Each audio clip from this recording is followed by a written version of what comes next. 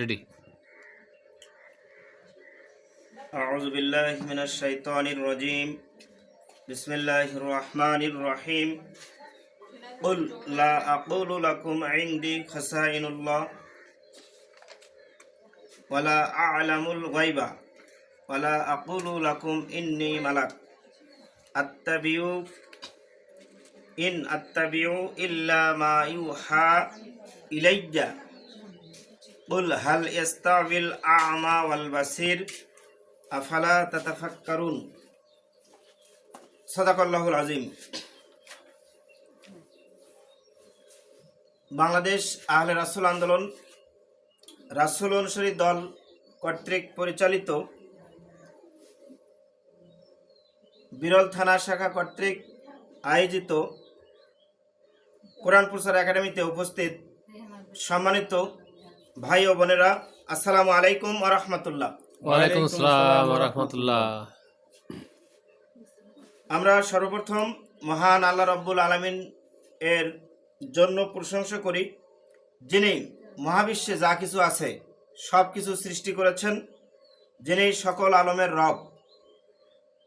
আমরা সেই আল্লাহর জন্য প্রশংসা করি, বলি আলহামদুলিল্লাহ। আলহামদুলিল্লাহ।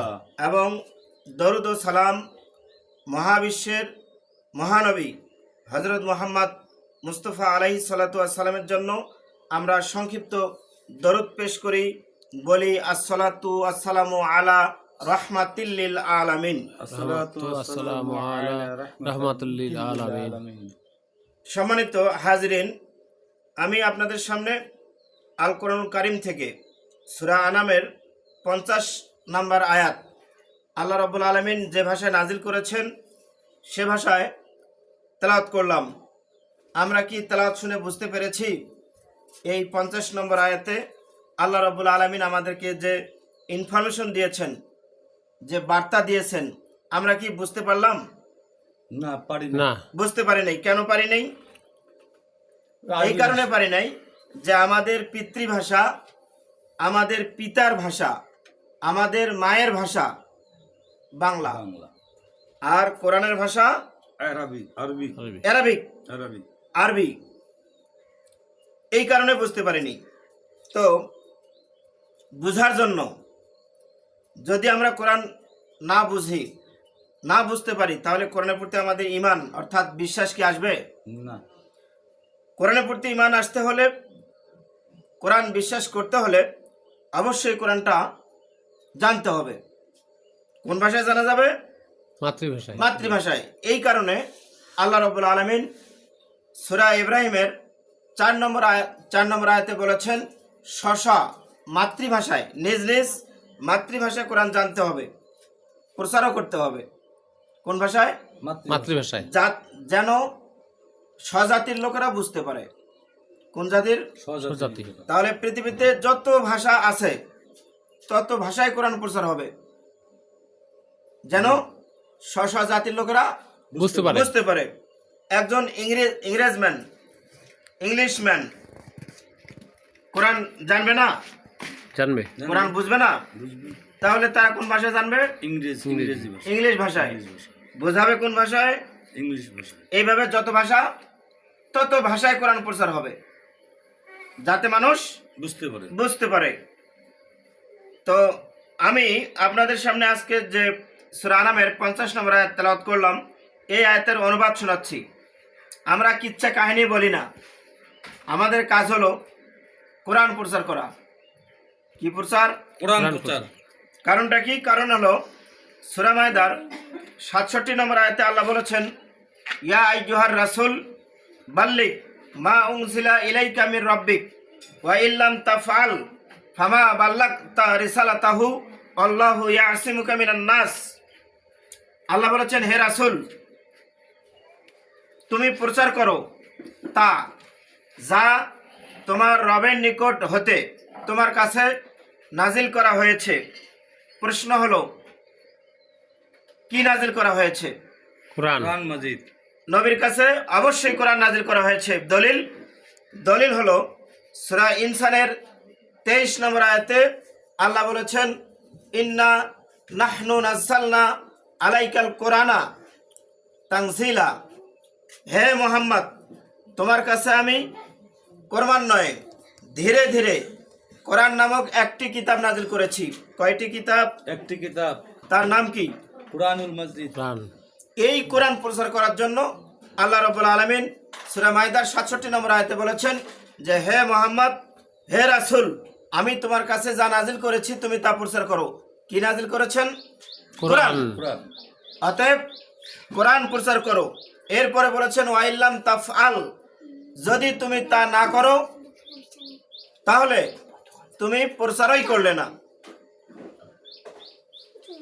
কথা বোঝা যাচ্ছে? জি।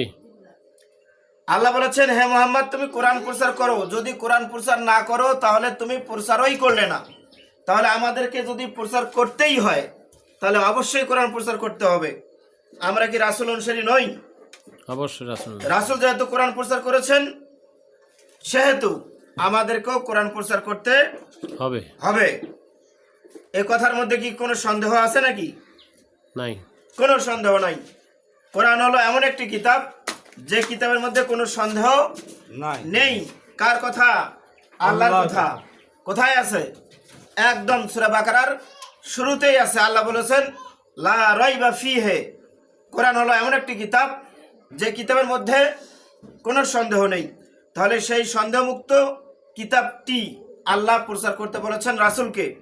এখন আমাদের মাঝে, আমাদের কাছে, আমাদের এই পৃথিবীতে রাসূল কি জীবিত আছেন? নাই। নাই। তাহলে কে কোরআন প্রচার করবে?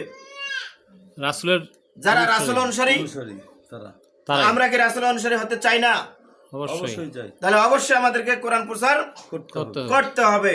তো এই কারণে যেহেতু রাসূল নাই তাই রাসূলের পক্ষে আমরা কোরআন প্রচারের কার্যক্রম চালিয়ে যাচ্ছি। তো আমি আপনাদের সামনে আজকে যে আয়াতটা তেলাওয়াত করলাম সে আয়াতের সঠিক সরল অনুবাদ আল্লাহ বলেছেন কুল, হে মোহাম্মদ তুমি বলো বিশ্ববাসীকে। কি বলো? এই কথা বলো যে লা আকুলু লাকুম ইনদি খাযাইনুল্লাহ, আল্লাহর ধনভাণ্ডার, আল্লাহর ধন সম্পদের ভাণ্ডার আমার কাছে নেই। কার কাছে নেই? রাসূলের কাছে। রাসূলের কাছে। আমার অর্থাৎ রাসূলের কাছে নেই।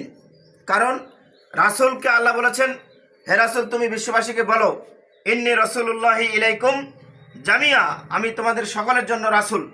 তখন কাফির মুশরিক মুনাফিক যারা তারা রাসূলকে রাসূল হিসেবে বিশ্বাস করে নেই। রাসূল যখন এই কথা বলেছেন ব্যঙ্গ করেছে, অবিশ্বাস করেছে, অমান্য করেছে, তুচ্ছ তাচ্ছিল্য করেছে। আর বলেছে এই কথা যে যেহেতু আপনি রাসূল সেহেতু আপনি আমাদেরকে ধন সম্পদ দিন। তো রাসূল হলে কি একজন লোক, একজন রাসূল দুনিয়ার সব মানুষকে ধন সম্পদ দিতে পারবে? না। পারবে না। তো কাফির মুশরিক মুনাফিক যারা তারা দাবি করেছে রাসূলের কাছে যেহেতু আপনি আল্লাহর রাসূল সেহেতু আপনি আমাদের সবাইকে সম্পদ দিন। অর্থ সম্পদ দিন। তখন আল্লাহ এই আয়াত নাজিল করে বলেছেন যে হে রাসূল তুমি বিশ্ববাসীকে বলো আল্লাহর ধনভাণ্ডার আমার কাছে নাই। কথা বোঝা যাচ্ছে? যায়, বোঝা যায়, কথা বোঝা যায়। এক নম্বর কথা। দুই নম্বর কথা হলো যে ওয়ালা আলামুল গায়বা, আর আমি গায়েব জানি না। কে গায়েব জানেন না? রাসূল। রাসূল। রাসূল গায়েব জানেন না। অথচ কাফের মুশরিক মুনাফিকরা রাসূলকে বলেছে যে আপনি যেহেতু আল্লাহ রাসূল দাবি করছেন তাহলে আমাদেরকে আমাদের দেয়ালের ওই পাশে কি আছে বলে দেন। রাসূল কি সেটা বলতে পারবেন? না। গায়েবের খবর, গায়েব সম্পর্কে একমাত্র আল্লাহ জানেন। আল্লাহ ছাড়া দুনিয়ার কোনো মানুষ গায়েব জানেন। গায়েব জানেন না, হোক নবী রাসূল হোক সাধারণ কোনো মানুষ। পারবে? পারা সম্ভব? না। সম্ভব নয়। আল্লাহ কোরআনে বলেছেন যে একমাত্র আল্লাহ গায়েব জানেন, আল্লাহ ছাড়া কেউ গায়েব জানেন গায়েব জানেন না। তাহলে নবী রাসূল কি বলতে পারবেন? না। তাহলে এই নবী রাসূলের কাছেই তারা গায়েব সম্পর্কে জানতে চেয়েছে। তাহলে এই প্রশ্নটা অযথা, অযৌক্তিক, ঠিক কিনা? জি। এই তাদের এই প্রশ্নের উত্তরে আল্লাহ এই আয়াত নাজিল করে বলেছেন যে হে মুহাম্মদ তুমি তাদেরকে বলো যে আমি গায়েব জানি না। জানি না। 2 নম্বর পয়েন্ট। 3 নম্বর পয়েন্ট হলো ওয়ালা আকুলু লাকুম ইন্নি মালাক, আর এ কথাও বলো যে আমি ফেরেশতা নই। কে ফেরেশতা নন? নবী নবী নবী রাসূল। নবী রাসূল আমাদের রাসূল ফেরেশতা নয়। নন, কোন রাসূলই ফেরেশতা নন। তো আমাদের রাসূলকে যখন আল্লাহ বলেছেন হে রাসূল তুমি বলো মানুষকে, সূরা আরাফের 158 নম্বর আয়াতে বলেছেন বল হে মুহাম্মদ তুমি বলো ইন্নী রাসূলুল্লাহি ইলাইকুম জামিয়া, আমি তোমাদের সকলের জন্য রাসূল। এই কথা বলার পরে যারা সহজ সরল মনের মানুষ, যাদের অন্তরে কুটিলতা জটিলতা নাই, এরা রাসূলকে রাসূল হিসেবে মেনে নিয়েছেন। আর যাদের অন্তরে কুটিলতা আছে, জটিলতা আছে, রোগ আছে, রোগ ব্যাধি আছে, এরা বলছে আপনি যেহেতু আল্লাহ রাসূল তাহলে আপনি ফেরেশতারা যেমন এক জায়গা থেকে আরেক জায়গায় আর এক জায়গায় যেতে পারে, আপনিও সেরকম এক জায়গা থেকে আরেক জায়গায় নিমিষে চলে যান। সেটা কি রাসূল পারবেন? না। ফেরেশতাদের বৈশিষ্ট্য, মানুষের বৈশিষ্ট্য, নবী রাসূলের বৈশিষ্ট্য কি আলাদা না একই? আলাদা আলাদা। তাহলে ফেরেশতাদের যে বৈশিষ্ট্য সেটা তো নবী রাসূলগণ তো মানুষ ছিলেন। কি ছিলেন? মানুষ ছিল মানুষ ছিল। আবার অনেকে এটাও বিশ্বাস করে না। আসলে নবী রাসূল কি ছিলেন? মানুষ মানুষ কার মতো? আমাদের মতো আমাদের মতোই মানুষ। Super তাহলে quality ডিফারেন্সটা কি? সুপার কোয়ালিটির মানুষ। তাহলে প্রশ্ন হলো what is the difference between general man and special man? মানে সাধারণ মানুষ আর অসাধারণ, বিশেষ বিশেষ। অসাধারণ মানুষ, নবী রাসূলগণের মধ্যে পার্থক্যটা কি? এটা একটা প্রশ্ন। উত্তর আল্লাহ দিয়েছেন, কোরআনে আছে।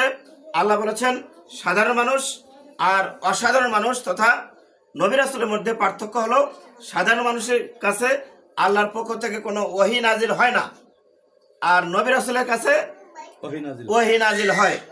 এটাই হলো মূল ডিফারেন্স, মূল পার্থক্য।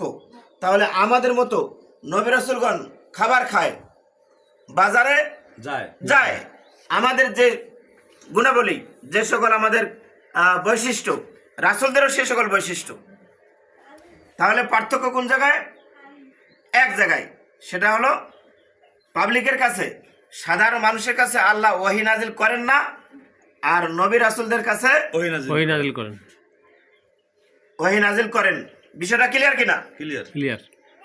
তাহলে যারা মনে করে যে নবী রাসূলগণ বাজারে যেতে পারবে না, খাবার খেতে পারবে না, যেহেতু আপনি আল্লাহর রাসূল, না খেয়ে শুধু কোরআন প্রচার করবেন, কি করবেন?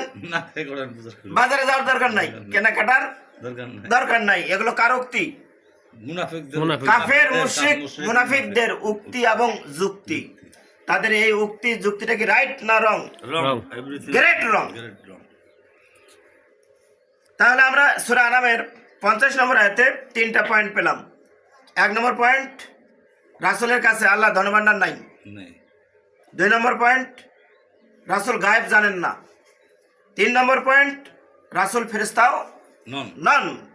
বিষয়টা ক্লিয়ার হলো কিনা? ক্লিয়ার। এবার 4 নম্বর পয়েন্ট। 4 নম্বর পয়েন্টে আল্লাহ বলেছেন ইন আত্তাবিউ, আমি অনুসরণ করি না, আমি ইত্তেবা করি না, আমি ফলো করি না, ইল্লা ব্যতীত, ছাড়া, মা ইউহা, যা ওহী করা হয়, যা প্রত্যাদেশ করা হয়, ইলাইয়া, আমার কাছে, আমার নিকটে, আমার কাছে আল্লাহ যা প্রত্যাদেশ করেছেন, ওহী করেছেন, তা ব্যতীত আমি অন্য কিছু অনুসরণ করি না, ইত্তেবা করি না, ফলো করি না। করি না। কে তিনি? রাসূল মুহাম্মদ। রাসূল মুহাম্মদ। অ্যাটেন্টিভলি মনোযোগ দিয়ে শুনতে হবে। আল্লাহ বলেছেন রাসূল মুহাম্মদকে যে হে মুহাম্মদ তুমি বিশ্ববাসীকে বলো আল্লাহ আমার কাছে যা ওহী করেছেন তা ব্যতীত আমি অন্য কিছু অনুসরণ করি না। করি না। কোথায় পেলেন? সূরা আনামের 50 নম্বর আয়াতে। মনে রাখতে হবে দলিল। আপনারা কি কাগজ কলম নিয়ে এসেছেন?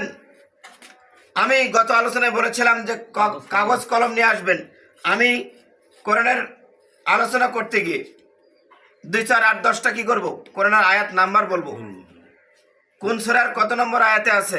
আপনারা শুনে বিশ্বাস করলে করতেও পারেন, নাও করতে পারেন। তো এটা বিশ্বাস করার জন্য, প্রমাণ করার জন্য আয়াত নাম্বার লিখে রাখবেন।